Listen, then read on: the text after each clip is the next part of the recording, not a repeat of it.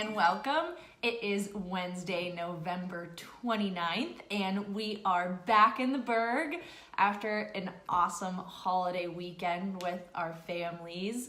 Last weekend we ate a lot of turkey. That I did. As we hope you did as well, and we hope everyone enjoyed their holiday.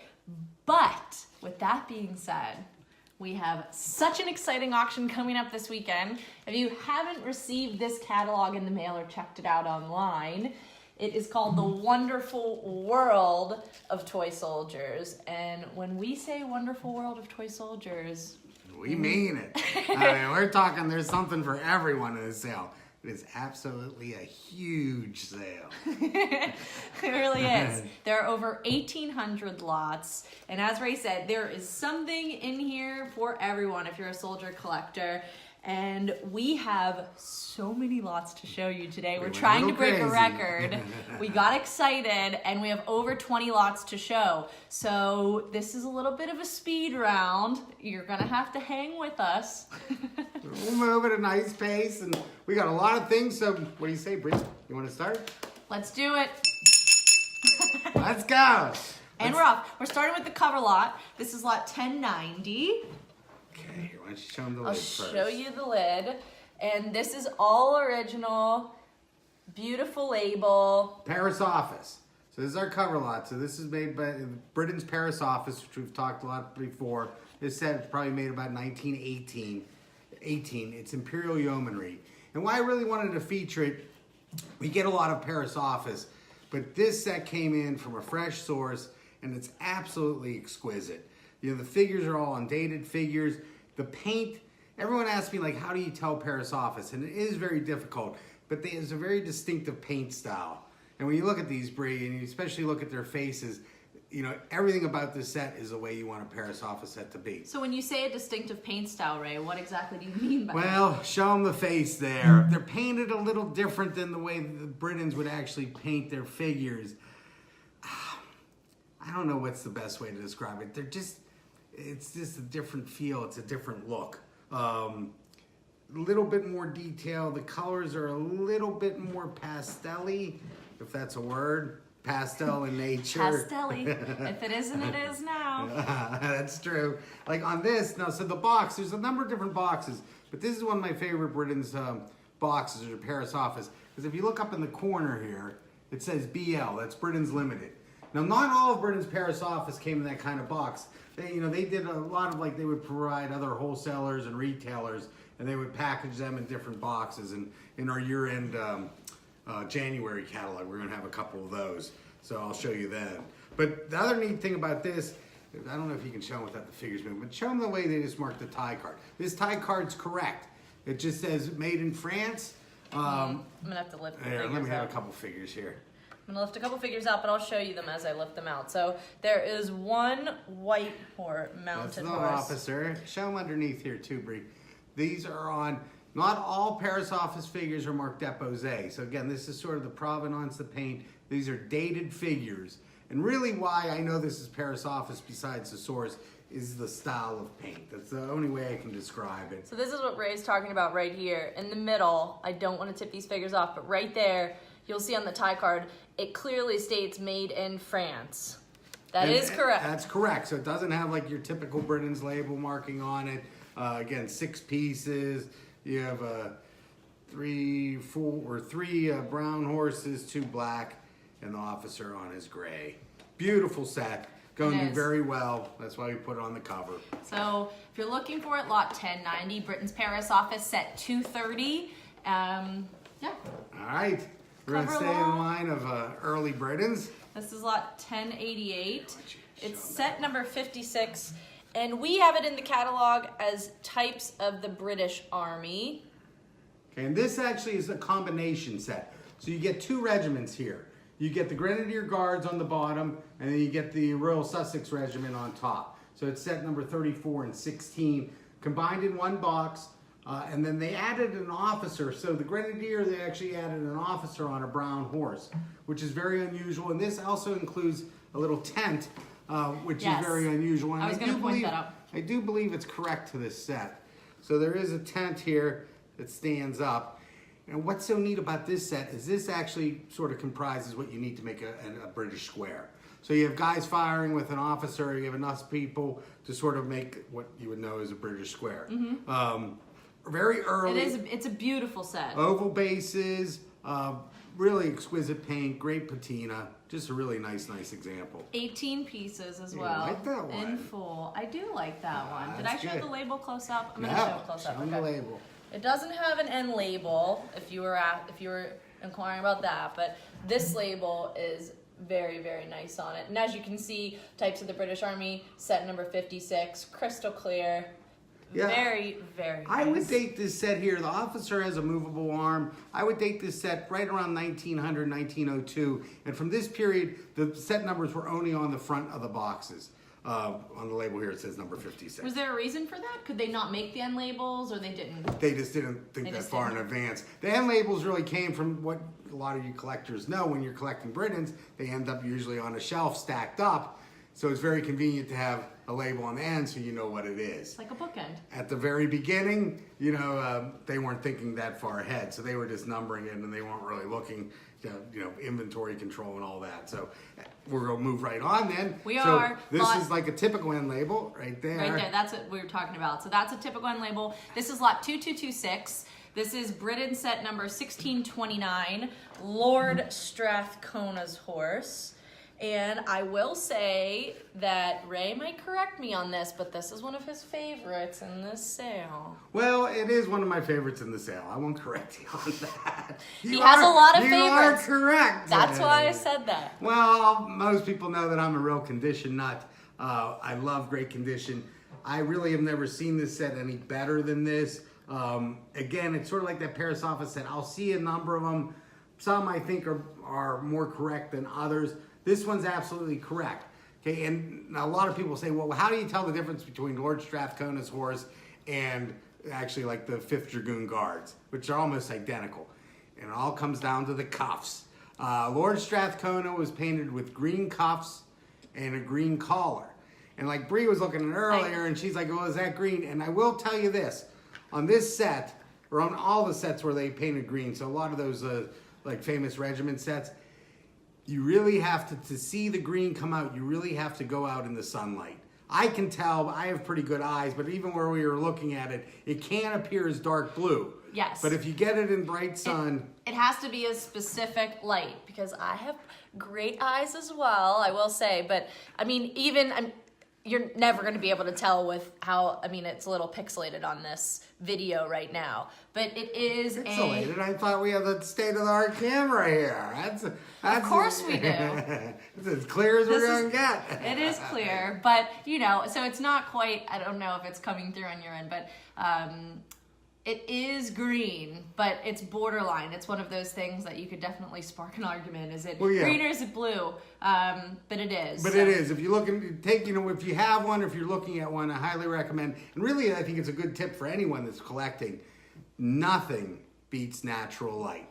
So whenever I sort of question anything, the first thing I do is I walk outside. It's actually almost better when it's overcast. It can't be night, of course. But as long as there's daylight out there, that's really the only way you can actually see the true color. Caveat daylight. It's gotta be daylight, or it's all gonna look dark. So just a great example, beautiful condition. Again, it's as good as I've ever seen this set. This set, Lord Strathcona, it's called Lord Strathcona Horse. That's actually a Canadian regiment. So it's a regiment in the Canadian Army that's called Lord Strathcona's Horse. They fought in World War I and World War II, and I believe they're still in existence. It's like a armored infantry division. Mm-hmm. Are there any other sets that's represented in? Well, or is this just like last in our sale, the investment rarity sales last month, we actually had this set, and we had a two-row set that had Lord Strathcona's and the Canadian Regiment infantry in it. That really was a great set. And that sold for a lot of money. Condition-wise, though, this one it's great. Doesn't get any better. It is. The box is very minty. Beautiful lot 2226 if you're looking for Lord Strathcona.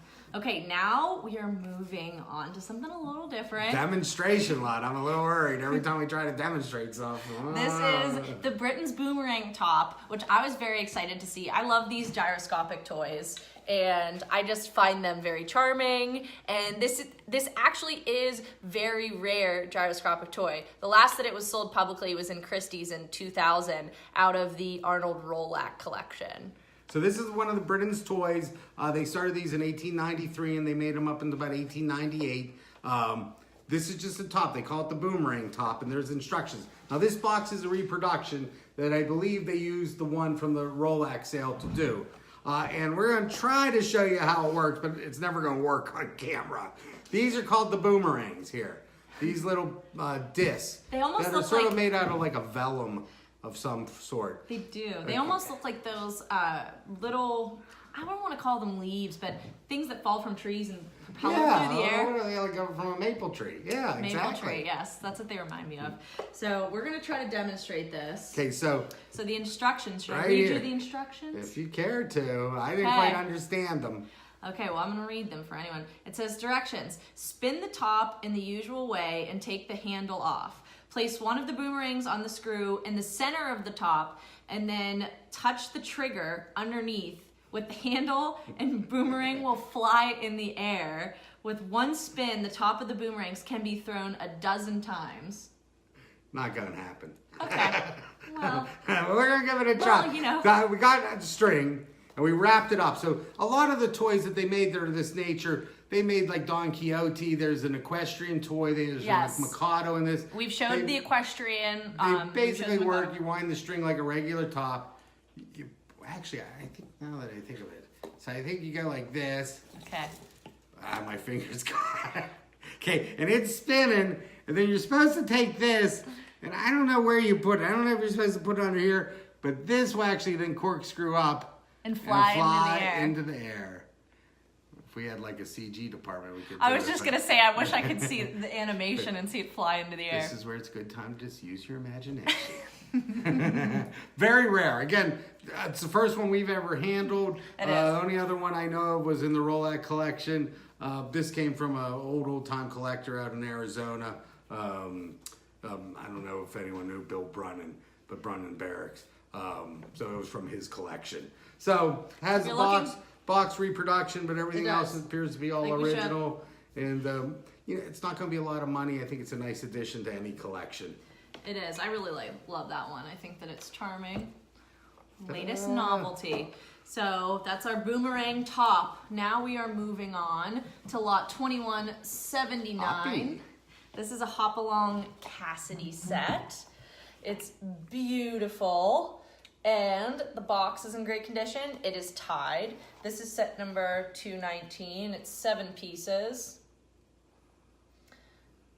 That's Hoppy and all of his characters. Black Bart.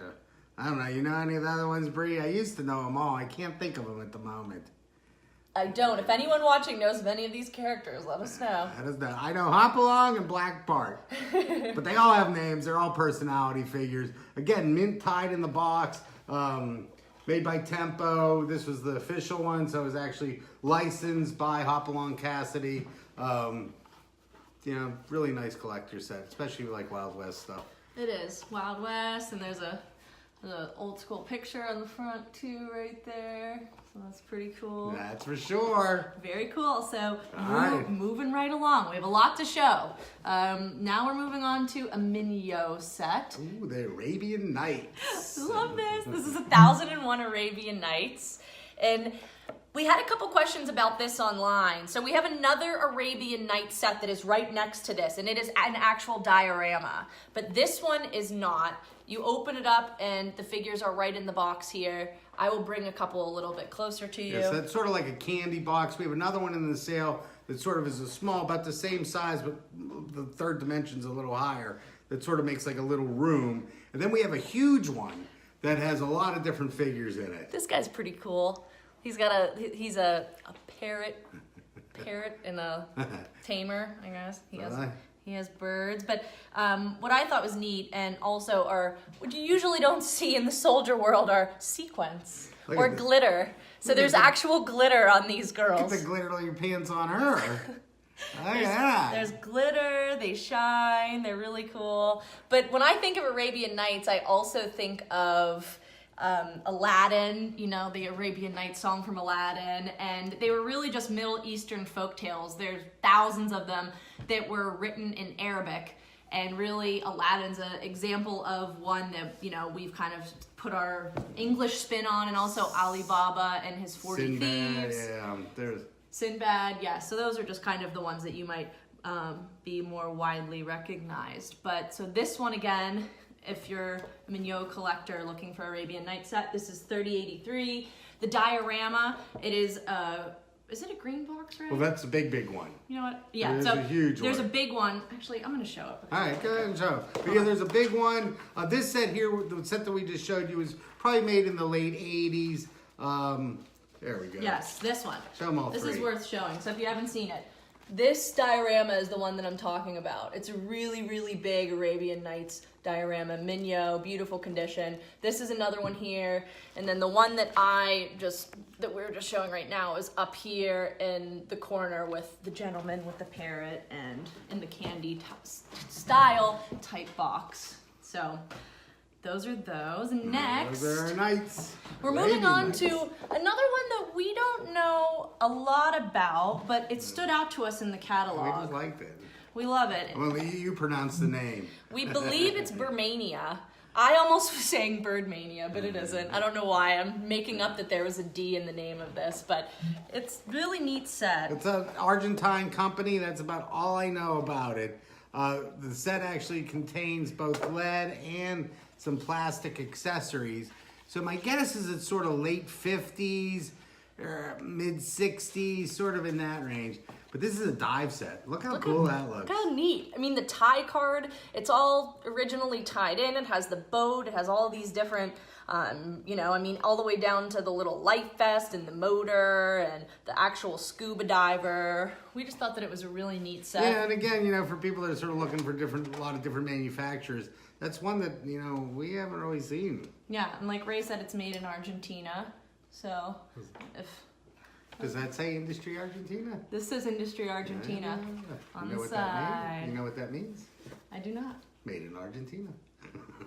Could have guessed that. Thanks, Ray. Okay. Well, the Romania set is lot 2249 if you're looking for it. And like we said, it's 13 pieces, all originally tied in the box. Ooh, now one of my favorites. All right. Okay, this sale we have a lot of great composition and tin plate. I mean, there's a huge section, world-class collection, and there's a lot of highlights. So this was just one I picked. Okay, let's show this. This is the TIPCO TC1029 aerial bomber. That's neat. The bombs are hanging from the wings. And I think we have about 4 or 5 airplanes in this sale.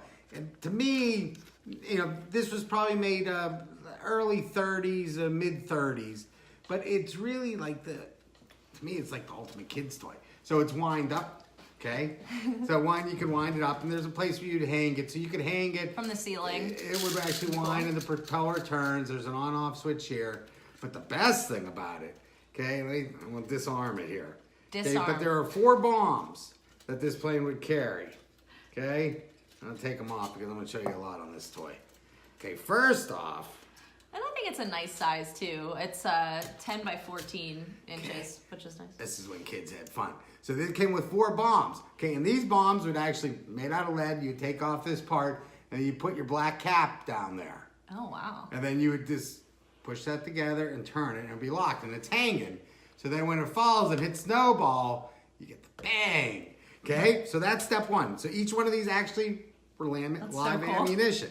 Okay, underneath here, there's a sort of a gear mechanism. Okay, so when you wind it up, I'm gonna take the driver out. He's composition. Or I should say the pilot. Okay, but show him the gear mechanism under there, Bree. Okay, this is what Ray's talking about. Okay, so as it winds, there's a gear that engages that lever and starts to pull it in. Those bombs are actually held on that bar, and as it keeps going and the bar comes down, it gets to the point where the bomb drops. And I mean, all 4 of them. So I mean, it's a great, I think a great I was loud toy. without a cap inside. No cap. Imagine if it had a cap. And then another cool thing about these that I just love, because they had to ship them. They were coming from Germany. Tip the wings. Yeah, there's like a little swivel switch on the top here. You turn it sideways, and the wing comes right off. So here you can see the gear mechanism there very clearly. Really cool. Isn't that good? We believe that the TC means TIPCO, but we're not quite sure if 1029 was just a made-up number for this plane, or if it actually... They give some like things on the pad in there.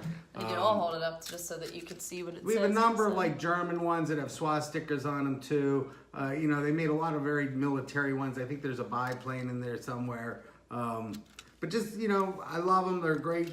Go along with toy soldiers. You don't see the planes very often at all. I think they're going to do very Show well. them how it works? Well, yeah, didn't I show? I don't think so. Well, you have to wind it all up. I don't want to overwind it or Okay. anything. So you see, guys like that. It works. It works. In working order. Okay, that's our that was plane. 2372, the Timpo wind-up biplane. All right, so going along with that, so we also have, there's a ton of composition. So you really got to go online, and we're going to show you a couple things, but just sort of briefly here. Here we have a lot of German personality figures. So you have like Mussolini, Hitler, a lot of them have movable arms. You know, for all your collectors out there, you got to go online just because there's hundreds and hundreds of figures. Some of them sold individually, some of them lotted up. But just really a world-class collection that I think, you know, you'll really enjoy going through. And, you know, the composition's sort of a lot like Dime Store now. It sort of fits almost any budget. There's gonna be figures that sell for $5 or $6 each. There's gonna be figures that sell for $500 each. So it'll really be all across the board. Yeah, so this lot is, like Ray said, German personality figures. It's $22.79. This one has 13 pieces. They're 75 millimeter scale. So if you're looking for figures to pair with anything that you have, or if you're just building a composition collection, there is so much to choose from. Also, these are some composition figures. They're elastilin. There are 12 pieces in this set. These ones are a little bigger than the ones we just showed. So these are... 90 millimeter? I think? These are 100. Yeah, I'm sorry, 100 millimeter. And there are 12 pieces in this set. And it's all a railway set. So if you're a train collector, or if you'd like to put some little gentlemen next to it. Portly gentleman with cap and pocket watch. Who does that remind you of? Let me show you another one here. That'll remind you of someone. Where'd it go? I just saw that there's a question online about how to bid. So if you'd like to bid, you can jump on liveauctioneers.com and search for Old Toy Soldier. You can place bids online that way, or we're still accepting bids via email, phone, or fax. All the way up until the sale. So like we said earlier in the broadcast, the sale starts Friday at 1 p.m. and will run, we have day 2 of the sale Saturday at 10 a.m. Day 3 is Sunday, starts at 10 a.m. So you can call or text bid. So yeah, if you have any That'll be questions. good. I saw Greg was very interested in the plane. There's a lot of planes, Greg. You're going to love them. They're all nice. And what else? Oh, and Norman, a California kid, and we got all the names of Hoppy, but they all went by already. So back to the composition. So we have a lot of great composition figures. They go great with train stations, especially the civilian ones. This was little Bree in her youth when she would go to school. She'd bring her teacher a nice little apple. Aww, Isn't that I was sweet? such a good child, Ray. I'm not saying nothing. Another one. There's another one. Little. Here's little Ray. Oh yes, this is Ray, little. This that's is Ray. Turn He around. has his little He got a man stick in his hand. purse and a stick in his hand. He was. So again, great scale to go, especially with like gauge 1. But we have actually civilian figures in every scale basically. So We do. And some are grouped, some aren't. You know, it all sort of depends on their rarity. But the condition in general is really terrific on all of them. Yeah, so if you're looking for composition, we definitely have it. And we're staying in that family with this Gypsy and Bear. Yes. This one's 95 millimeter scale.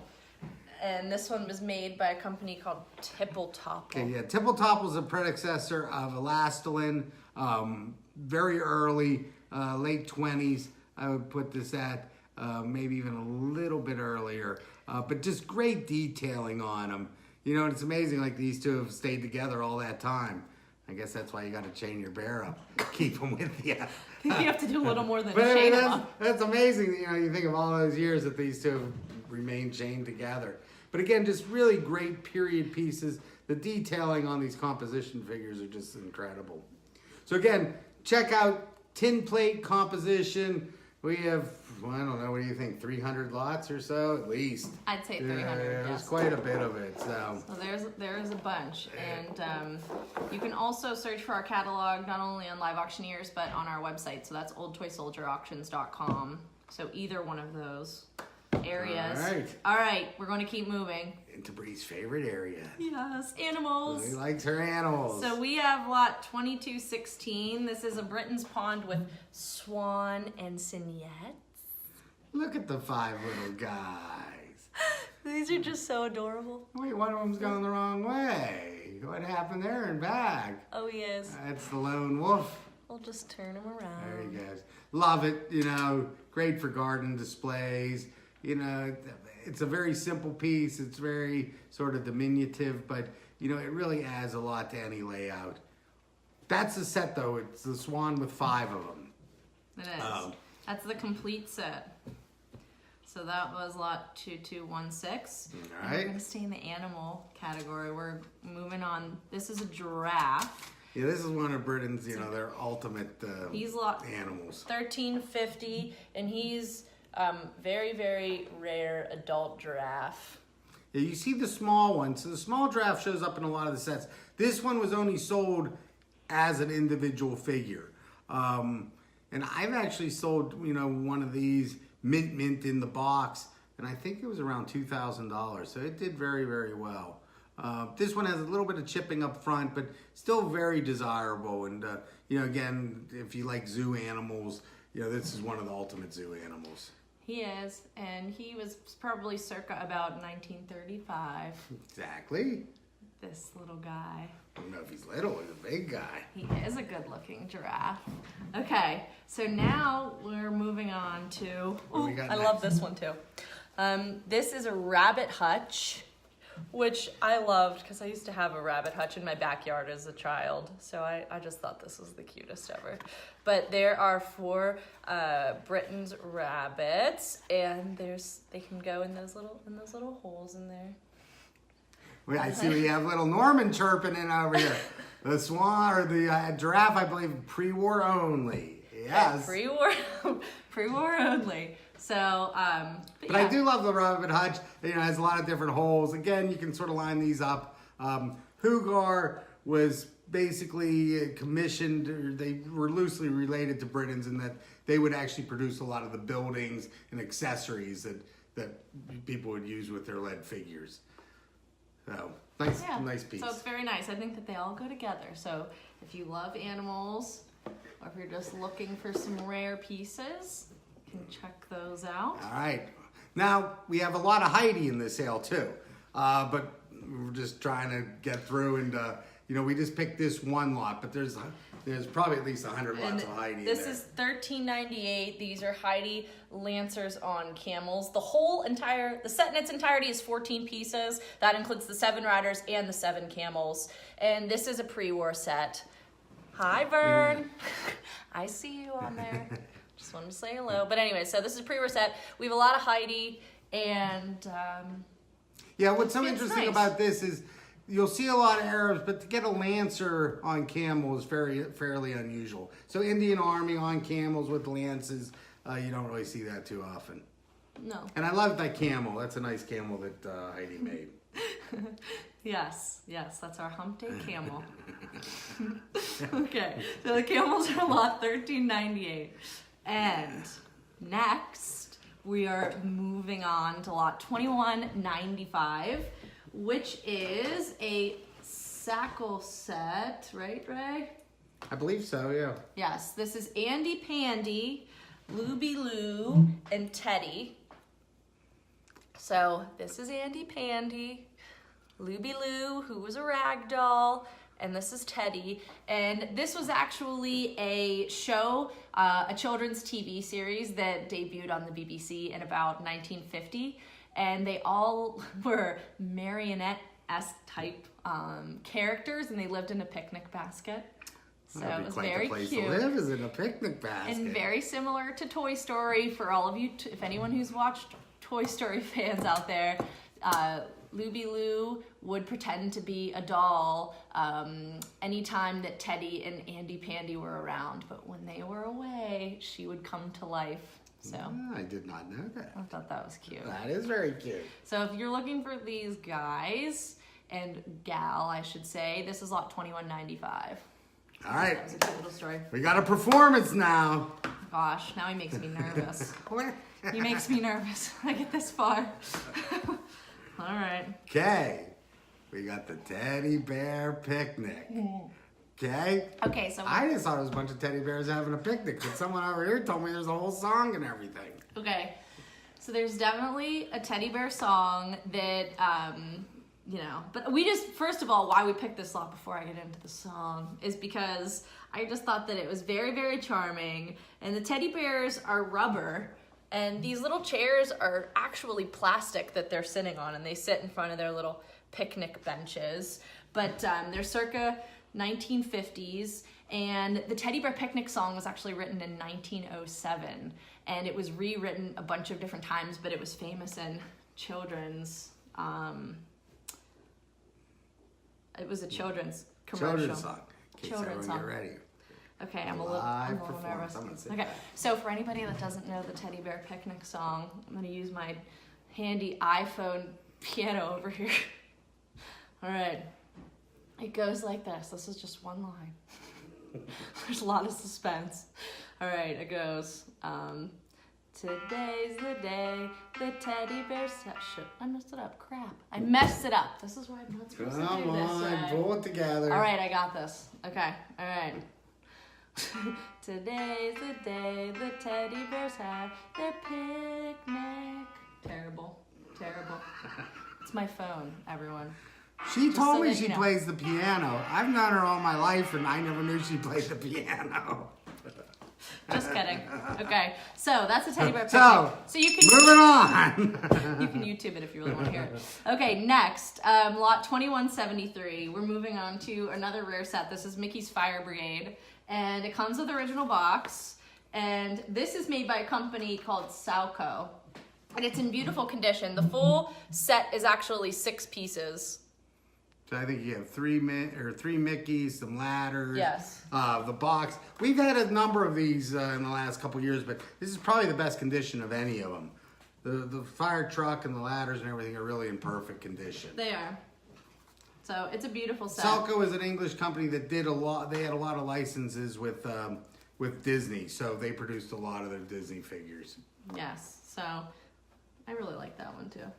Okay, now different from Salco is the next one we have. Show them this. Yep. This is made by Sackle.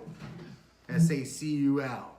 This Okay, is now Minnie. Sackle, although they made a lot of different figures, and this happens to be a Disney figure, actually was sort of it was a carry-on from Tempo. So one of the head workers or designers at Tempo, his name was Mr. Lucas. And you know what Lucas spelled backwards is? Sackle. Got it. Took a little while, but she got it. All right. So this is an interesting side note, but really cute little Minnie. You know, English again, 1930s. Nice piece. Yes, very nice. So that's Minnie Mouse. And now we're moving on to lot 3471. This was all the Charbins circus. Yes, this is the circus. It is pre-war. And we have a couple figures here. But So this is sort of a big grouping of circus figures. the whole group is 9 pieces. So we have a little clown with a hoop. And then I like this one a lot. This is a little seal with a ball on his nose. Now the ball comes off, so just you gotta put the ball on it, it will actually spin. Okay. So the ball spins. This is a little sea lion with the ball doing his tricks. So, and this one was also called, which we found in the book, Oh, the Mimic Circus. The Mimic Circus, yes. Yeah, they also call it the Mimic Circus, but it was made by Charbon. Now, this is what Bree went to see this weekend. Everyone's favorite. Boxing midgets. How was the match? Did you enjoy it, Bree? I have no idea what you're talking about. But that's one of the favorite pieces out of all the pre-war Charbon stuff for the midgets. This one actually has it. We're actually, in the same sale, we're selling one of these as an individual lot, too. So you have your choice if you need a number of figures. And we had a picture of this in the book. Actually, look at this. Look what we have here. Look who's watching, too. We have the Norman Joplin. Can you believe we'd be showing this? The Norman Joplin Book of Civilian Toy Soldiers. The finest, greatest, most wonderful book ever written. And in it, it really is a terrific book. And I was just going through it today. But in here, you can see what the complete circus looks like. So these are what the complete ones look like. And I think we have a number of lots, but I was just sort of looking through them. And that's why we're selling them sort of as different groupings. We don't really have the complete makeup of one circus. So we have a lot of pieces from a number of different circuses. So that's the way we're breaking them up and selling them that way. Yes. So, if you're looking for a picture of the full circus, but we have parts of them, so if you have them. Yes. Finger the book. Okay, and sticking with the Charbon manufacturer, lot 3469, we have a rare trapeze artist. Oh yeah, we're also going to demonstrate. This one we might be able to get to work. So again, this is part of the circus, and I just love it because it's two stands. Hold on, take your time. Stands like that, and you can widen the stance if you need to. Well, you sort of got the idea there. So they spin, and like we said, they're rare, and I just thought that they stood out. They were really neat. Give them a good close up there. Okay. They're in great condition. They're quite talented, as you can see. Aren't they? I can't do that. All right. With Charbon Circus, we got the acrobats. Oh! Okay, acrobats. Now this one's really exciting. We've never had this before. I need to kind of stand up for a second. Okay. This is awesome. We've had a ton of interest on it. This is a space station made by Johilco, and we believe that there are only 3 known to exist of this station. And this is about as good as it gets. It's missing one antenna here, but it has a second antenna. It's essentially all complete, just extremely rare. You know, all this early space, it's very collectible. There's a lot of people that collect robots or any type of space figures. These probably weren't sold with it, but we do have some Johilco space figures that go with it. Yeah, and this antenna actually comes off of here. And as you see in the catalog, or if you look online, we have these figures displayed with it. So the way we're selling it is it's 7 pieces. But as you can see, it really is a nice size. And Sue Norman with the assist. It's also pictured in Norman's book. Norman's very talkative today, I'll tell you. Thank you. Thanks, Norman. And it's as you can see the size of it, so you can pretty much see. But even what's neat, I really like about it, even the detail on the sides here that you probably can't see. I'm trying to show you things you probably can't see in the catalog. And on the top there's great detail. So just super rare. Again, only 3 of them. There's a lot of space collectors out there, so been a lot of interest in it. I think it's going to do very well. Lots of interest there. What are we doing next? What are we at now? We're going to keep moving. We still have the more to show Wonderfull you. figures. Oh, yes. So these are French Holocaust By sailors. George Munkle, which are basically, a lot of times people will term these French dime stores. And look at those little fellas walking down the street, arm in arm. I mean, just great graphics. There's a lot prior to it where, I think it's sort of guys doing chores and things like that. A lot of these people refer to these as the drunken sailors. I'm not sure what they're doing, but it looks like they're having a good time. So just great scale, and we're getting into, we have a very nice dime store collection, which we haven't had in a long time. These actually weren't part of it, but there's a lot of dime store figures that we have in the sale, and mainly sold in larger groups. So the first one I think we have is We have 3415. It's Dime Store Camp Life. Yes, this Okay. is 13 pieces in its entirety. So we aren't going to show everything, but now 2 things. Okay, I'm just going to give a quick thing on dime stores. The 2 biggest dime store manufacturers were Barclay and Man Oil, New Jersey and New York. Barclay, New Jersey, Man Oil, New York. People will say, well, how do you tell the difference? So some are marked on the bottoms, but the easiest way is, that's a tin helmet. So that has a helmet that's actually separate, okay?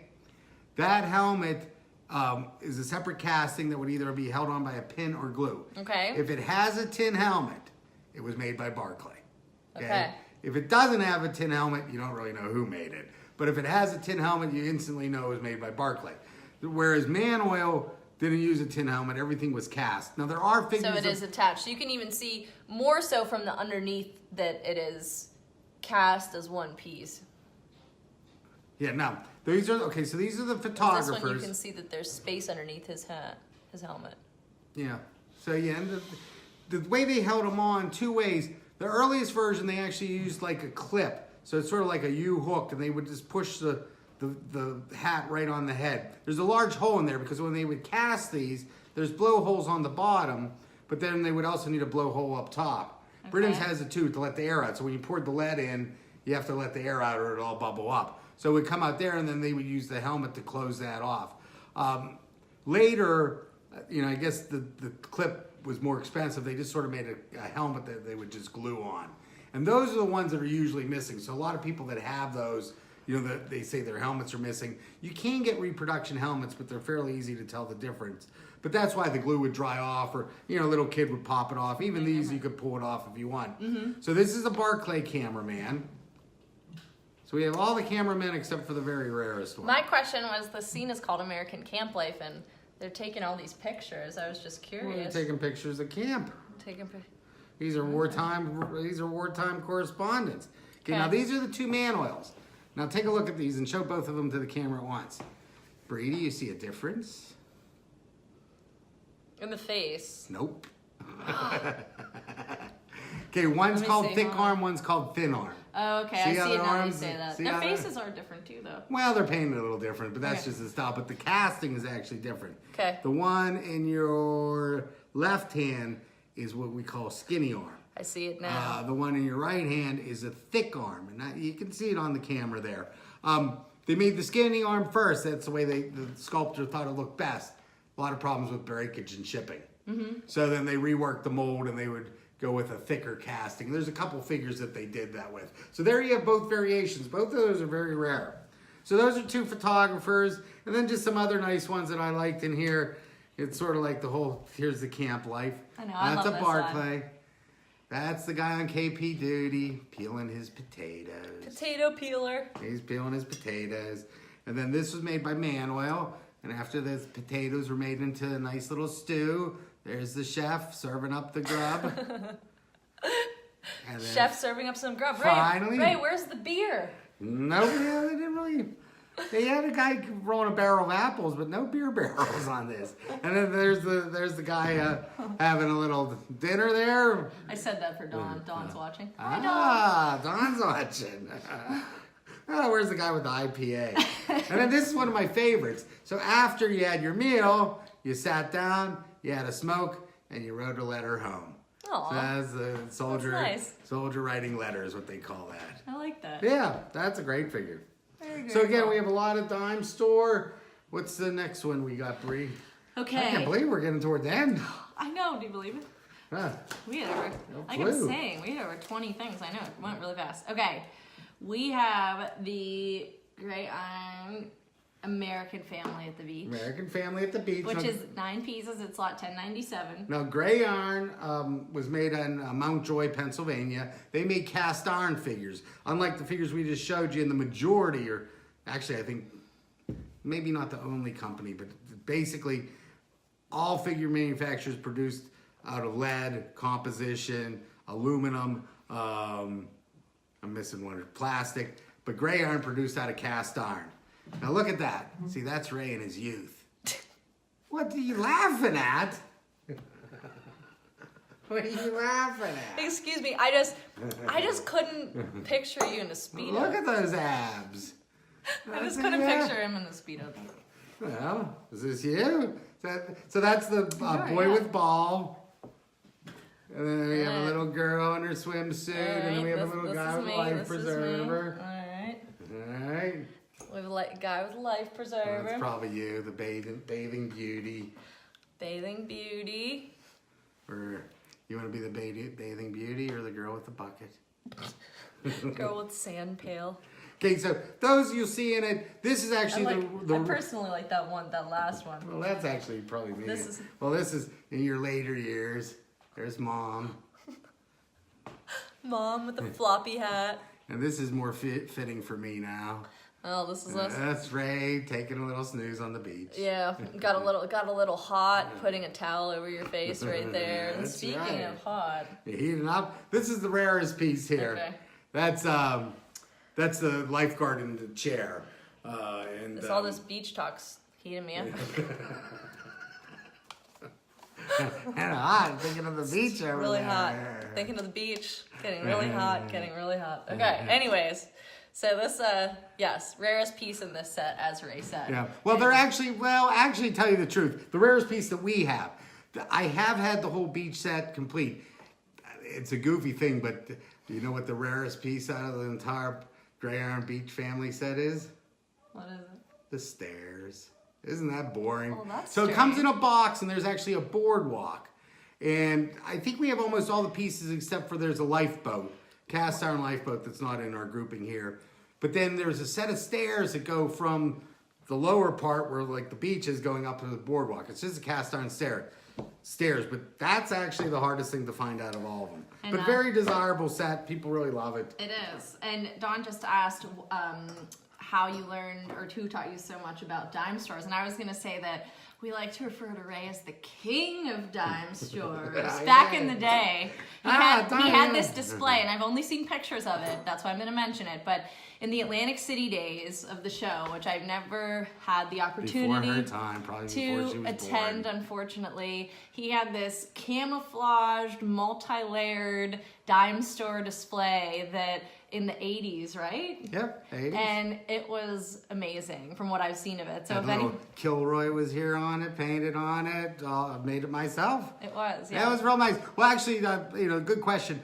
Dime stores were my first collectible. So that's really how I started collecting is I would go with my parents to either an auction or a flea market or, an antique shop. They would look for what they liked, and I liked dime store figures, and they were sort of in my budget. So at the time, I would pay up to $5 a figure basically, and maybe 10 if it was something I didn't have. And at the time also, I was really planning on becoming a physician.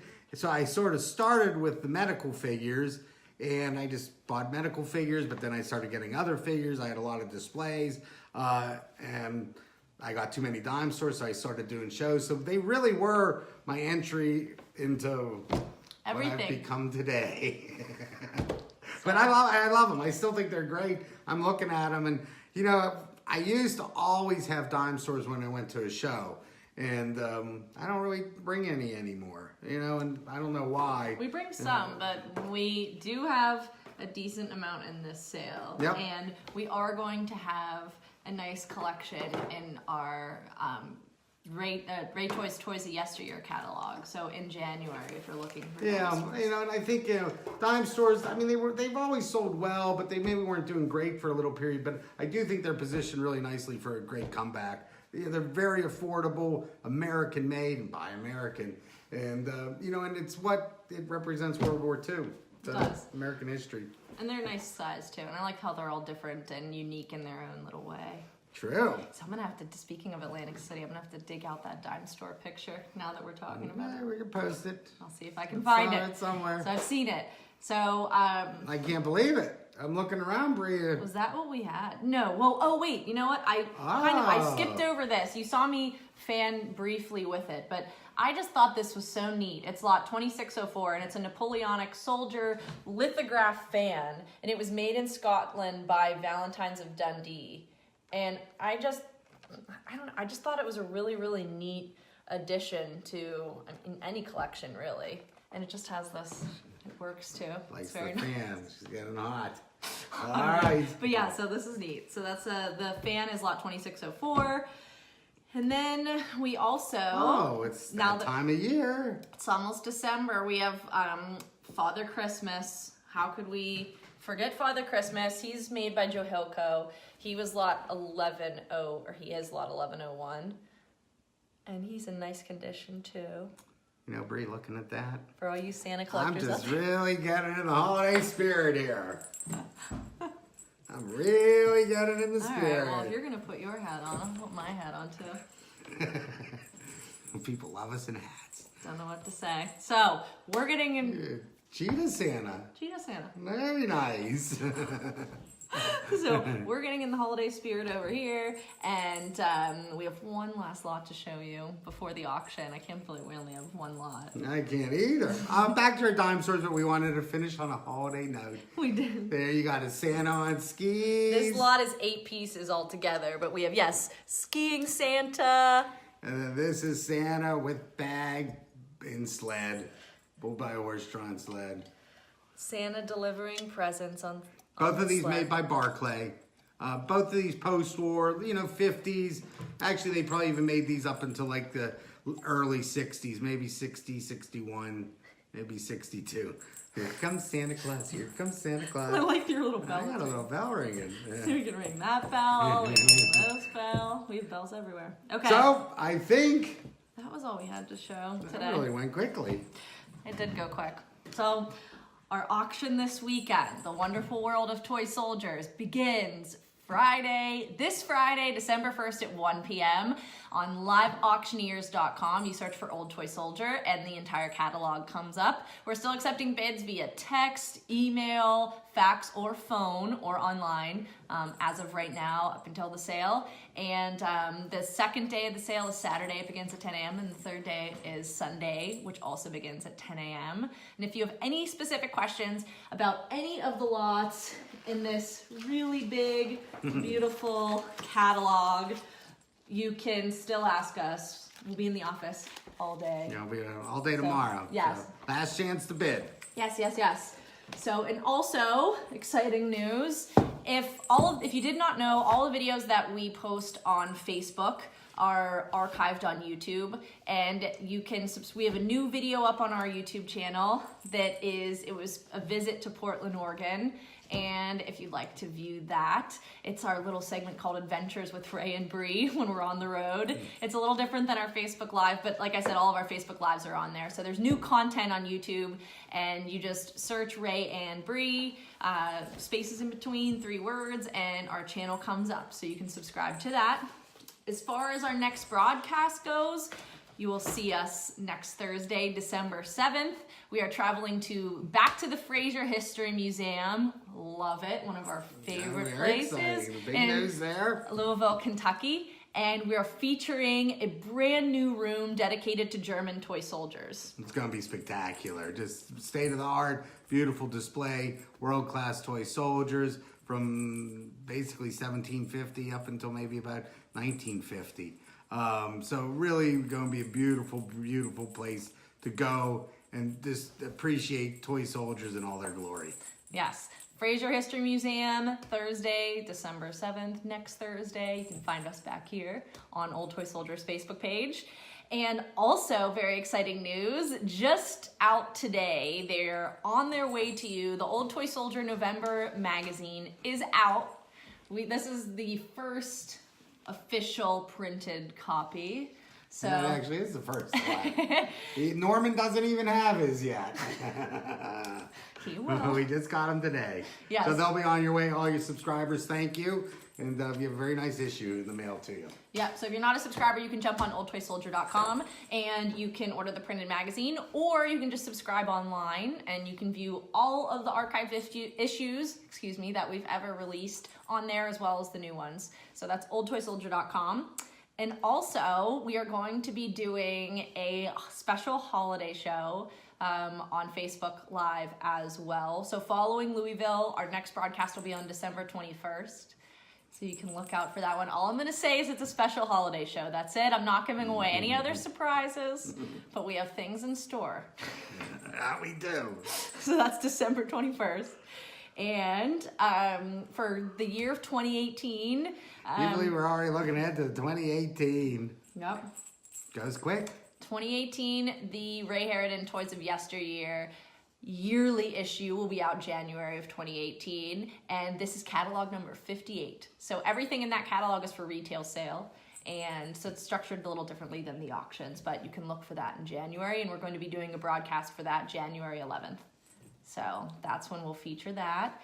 And everything sells out of that catalog very quickly, so I would stay on your toes. We're going to be sending out email blasts, but if you are a person that loves the Toys of Yesteryear catalog, it comes out once a year, and everyone is always waiting for it. So definitely be on the lookout. It's coming. It's coming. And I will say, last year we pretty much sold out within a week. Yes. Yeah, we sold everything. Very fast. So if anything catches your eye, definitely call us or email right away. And the next Soldier auction, as well as the Cyber Toy auction, is going to be the weekend of, save the date, for February 17th and 18th. So those will be online, but one day of Soldiers and one day of Toys. And we'll do a broadcast for that, date to be announced yet. But if you're looking for the next Soldier auction after this weekend, that weekend, February 17th, 18th, mark your calendar. And thank you so much for everybody that joined us. Yeah, people really following along tonight. A lot of questions. Thank you, everyone. Yes, thank you very much, and happy collecting. Happy holidays.